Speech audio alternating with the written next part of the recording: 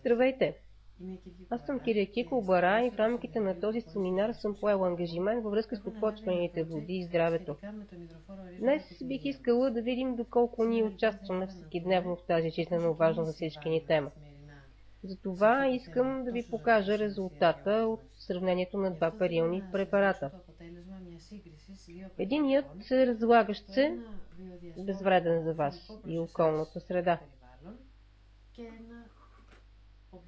Другият е произволен, екологичен или не, който може да намерите в супермаркета и е пълен с фосфор и химикали.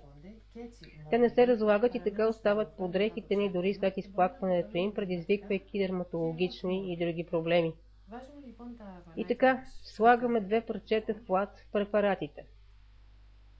Оставаме ги да се изцедят. Сега ги изплакваме с вода и с помощта на лампа, която ни дава инфралъчи, затова е необходимо да изгася светлината в този момент, ще видим какво остава върху парчетата плат.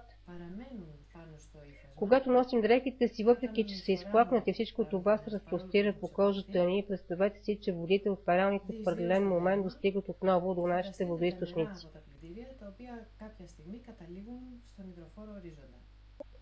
Виждате ли как фосфоризират? Отново включвам осветлението. Това, което можем да кажем за NPD на Forever Living Products е, че е един препарат, който може да се използва за почистване на всичко във вашия дом, кола или каквото ви е необходимо. Колко ще ни струва той?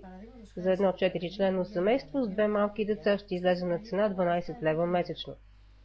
Надявам се днес да сте научили нещо полезно и всички заедно да се постараем да запазим чиста водата за нас и нашите деца. Всичко добро!